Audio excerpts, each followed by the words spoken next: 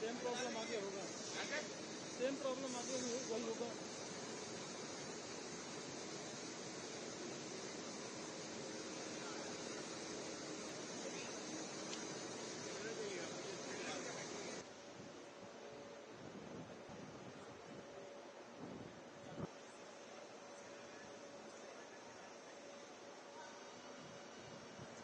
मेरा नाम संदीप सिलट है। मैं मैनेजिंग डायरेक्टर हूं वैप्टिक लोकोमोटिव्स प्राइवेट लिमिटेड का, जो कि एक जॉइंट वेंचर है वैप्टिक कॉर्पोरेशन और मिनिस्ट्री ऑफ रेलवेज के बीच में।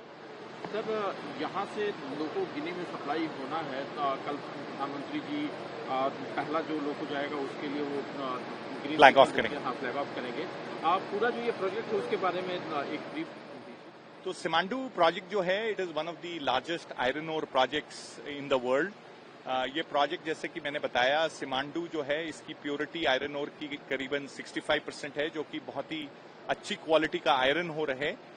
यहाँ पे 2 क्रिटिकल माइन डिविजन्स हैं जहां से माइनिंग होगी, और उसके बाद 620 किलोमीटर दूर ये पोर्ट पे आयरन ओर शिप होगा, जो कि रेल के द्वारा किया जाएगा, और फिर इसके बाद इसका एक्सपोर्ट विभिन्न देशों में किया जाएगा। और इन लोकोमोटिव्स को क्रिटिकल एप्लीकेशन जो लोकोमोटिव्स हैं, बहुत ही एक महत्वपूर्ण रोलिंग स्टॉक है, जो कि 24/7 ट्रेनों को खींचेगा। और हमें आशा है कि ये एक बहुत ही कामयाब प्रोजेक्ट होगा। सर, जो ये लोकोमोटिव हैं जो यहाँ पर तैयार किए जा रहे हैं मढ़ौरा की फैक्ट्री में, इनकी क्या टेक्नोलॉजी है, कितने हॉर्स पावर के ये लोकोमोटिव? ये जो लोकोमोटिव है, ये 4500 हॉर्स पावर के हैं, और इनको हर ट्रेन में 2 लोकोमोटिव्स लगा के 8100 टन्स का ट्रेलिंग लोड खींचा जाएगा। और ये लोकोमोटिव्स जो हैं, इसमें बहुत सारी विशेषताएं हैं, जैसे कि डिस्ट्रीब्यूटेड पावर लगा है, डिजिटल ऑप्शंस हैं। एक जो चीज फर्क है भारतीय लोको से, वो ये है कि इसकी जो कपलर हाइट है वो 876 mm है, जबकि इंडियन लोको की कपलर हाइट 1090 है। और एक बहुत ही बड़ी चीज जो कि भारत में पहली बार हो रही है कि हम स्टैंडर्ड गेज के लोकोमोटिव्स जो हैं वो अब एक्सपोर्ट कर रहे हैं। जैसे कि आपको पता होगा, इंडियन रेलवेज में ब्रॉड गेज के लोकोमोटिव इस्तेमाल होते हैं। जो ये प्रोजेक्ट है मढ़ौरा का, जो कि वेबटेक जिसको कि ऑपरेट करना है, ये किस तरह से ये प्रोजेक्ट है, इसमें किस तरह की हिस्सेदारी है भारतीय रेल की और वेबटेक की, इसके बारे में, और कब शुरू हुआ था? ये 2015 में अवार्ड हुआ है। इसमें 75% वैप्टिक कॉर्पोरेशन की इक्विटी है, 25% रेलवे की है। और ये प्रोजेक्ट की जमीन को हमको 9 फीट उठाना पड़ा, और उसके बाद ये प्रोजेक्ट का start of operation is in 2018। 7 साल में हमने 726 लोकोमोटिव सप्लाई किए हैं, और आगे चल के भी हम इसको करते रहेंगे। तो इसका जो ये लोकोमोटिव है जो गिनी जाना है, कितने लोकोमोटिव का वहाँ पर? यह अंदाजन करीबन 150 लोकोमोटिव का ऑर्डर है, जो कि अगले 3 साल में एग्जीक्यूट होगा। सर, जो ये मैन्युफैक्चरिंग यहाँ पर होती है, मेड इन इंडिया के लाइन पर ये जो मैन्युफैक्चरिंग हो रही है, तो इसकी मेंटेनेंस किस तरह से की जाती है? इसकी मेंटेनेंस इंडिया में तो विभिन्न जो 4 शेड हैं जो कि एलोकेट हुए हैं, रोजा, गांधीधाम, गुटी और सिलीगुड़ी में, तो हर शेड में 250 लोकोमोटिव मेंटेन होंगे। और जो ये लोकोमोटिव गिनी जाएगा, वहां पे भी मेंटेनेंस शेड बनेंगे, जहां पे इसकी मेंटेनेंस होगी। मेरे को थोड़ा ध्यान। एक आखिरी सवाल है सर, ये जो चूंकि मढ़ौरा में ये प्रोजेक्ट है, ये जो एरिया है, तो कितना एम्प्लॉयमेंट जनरेट हुआ? तो ओवरऑल इस प्रोजेक्ट में 1500 से ऊपर के लोगों का एम्प्लॉयमेंट हुआ है, और इसमें जो 99% मैन पावर है वो बिहार की है।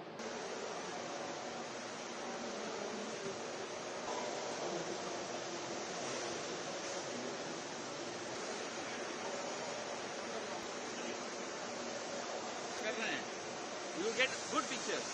I know sir, I know. CR भी आ रहे हैं सर, टाइम हो जाएगा, इसीलिए आपको रैपअप करने के लिए आया हूँ। Don't take it. लोकोमोटिव का पीएम पहले लोकोमोटिव को फ्लैग ऑफ करेंगे। जो ये पूरा प्रोजेक्ट है उसके बारे में बताएं। ये मढ़ौरा डीजल लोकोमोटिव प्लांट जो है भारतीय रेल का एक ड्रीम प्रोजेक्ट है, जिसके तहत पहले हम लोग लोकोमोटिव की सप्लाई इंडियन रेलवे सिस्टम में की जा रही थी। अब चूंकि यहाँ पर बहुत उत्पादन हो रहा है, तो यहाँ से हम लोगों ने लोगों को एक्सपोर्ट करने का भी फैसला लिया है, और एक बड़ा ऑर्डर गिनी गणराज्य से प्राप्त हुआ है।